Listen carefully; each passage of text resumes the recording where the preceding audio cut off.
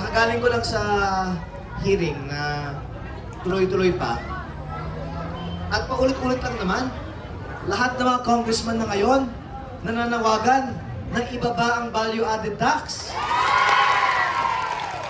Yung kailangan nating kumbinsihin ay hindi sa Kongreso. Ang kailangan nating kumbinsihin ay si... Bakit alam ninyo? Si Boy Boys yun eh. Wala naman sa Quezon City yung kailangan nating kumbinsihin. Nasaan ba siya? Alam nyo, hindi ko alam noon na ang lahat pala ng mga congressman, kasama na lang ibang mga miyembro ng kabinete, ay sumusuporta na sa pagbaba ng VAT. Kaya tayo nagtipon-tipon dito sa Maynila dahil akala ko dito tayo dapat manawagan. Pero mas practical na rin para sa iba sa atin dito na ipagpatuloy natin ang ating paglalaban para sa pag-aproba ng pagbaba ng VAT sa lalong madaling panahon para sa mga taga Batangas, mismo sa ating lalawigan ng Batangas. Dito na po ang ating Congressman Leandro Legata Libiste! Palakpakan naman po natin ang ating masipag na Congressman! Ayan, dumating na po si Congressman Leandro Libiste Andito rin po si dito po sa Liwasan, Bonifacio.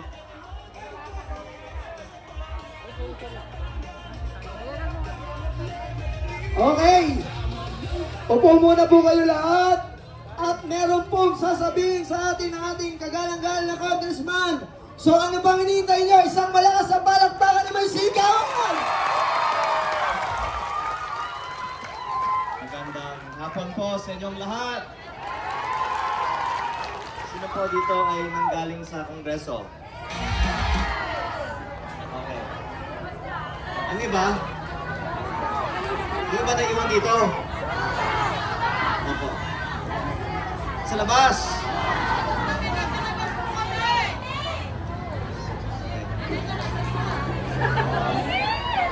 Sino ay nag-enjoy dito? Enjoy kayo dito?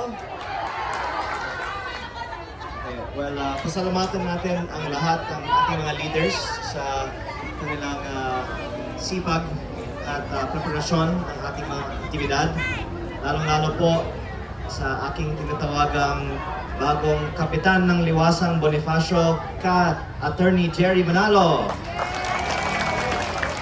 At sa lahat ng ibang mga leaders natin.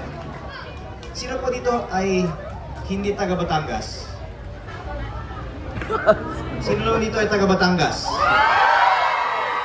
Kaya dapat kung ibababa ang VAT, ang unang makinabang ang mga Batanggenyo, no? Yes!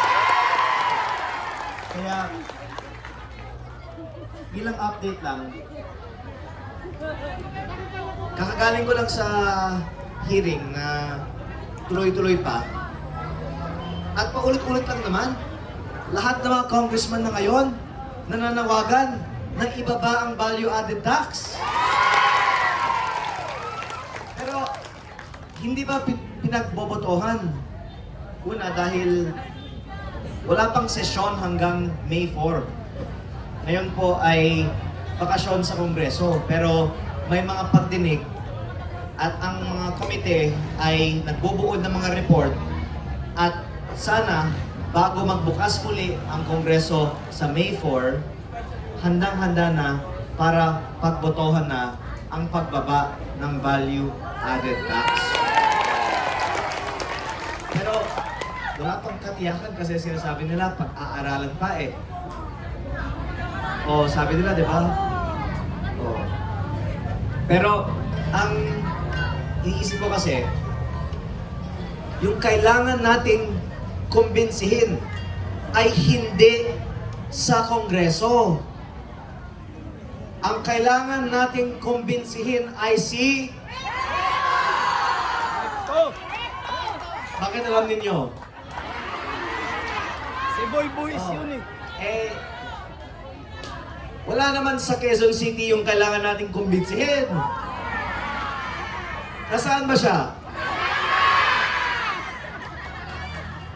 Alam nyo, hindi ko alam noon na ang lahat pala ng mga congressman, kasama na lang ibang mga miyembro ng kabinete, ay sumusuporta na sa pagbaba ng VAT. Kaya tayo nagtipon-tipon dito sa Maynila dahil akala ko dito tayo dapat manawagan. Pero mas practical na rin para sa iba sa atin dito na ipagpatuloy natin ang ating paglalaban para sa pag-aproba ng pagbaba ng VAT sa lalong madaling panahon para sa mga taga Batangas mismo sa ating lalawigan ng Batangas. Kaya mananatili pa ang ating mga pagtitipon dito. Lalong-lalo po may mga kasama tayo naman na taga rito. Pero bukas, pupunta din ako sa ating distrito para makipag-usap na rin sa ating mga leaders sa mga iba't ibang bayan. Nagbibigay lang ako ng advance information sa inyo na magsisimula tayo ng signature campaign para hindi lang ang mga kasama natin dito ay maaaring magpahayag ng kanilang suporta para pababain ang value-added tax, pero para kahit sino sa ating mga bayan ay pwedeng magpahayag din ng kanilang suporta. At syempre, ito po ay magawa natin din sa tulong ng ating mga leaders sa ating mga bayan. At sana, dahil sa pangangampanya ng ating mga leaders, as much as possible, ang buong unang distrito ng Batangas ay pipirma ng kanilang suporta para sa pagbaba ng value-added tax. Sa tingin niyo ba, may ayaw na ibaba ang value-added tax sa unang distrito? Walang ayaw. Opo. Opo. Kaya kung walang ayaw, lalong maganda. Ipakita natin na lahat naman ng mga Pilipino ay may gustong ibaba ang value-added tax.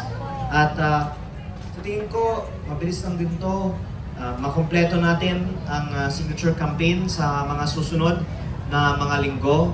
At sana papakinggan ito ng ating nasyonal na pamahalaan, lalong-lalo na ang ating mga kababayan sa Batangas kapag maipakita natin ang dami ng mga pumirma para ibaba ang value-added tax.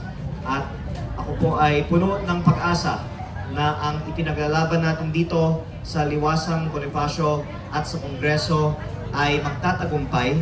At pag yan ay mangyayari, pwede natin ipagmalaki na tayo na nagtiyaga dito ng ngayon 1 linggo na at nagtungo sa Kongreso ng 2 beses na ay naging bahagi ng isang makasaysayang kampanya para ibaba ang value-added tax para sa pakinabang ng buong Pilipinas.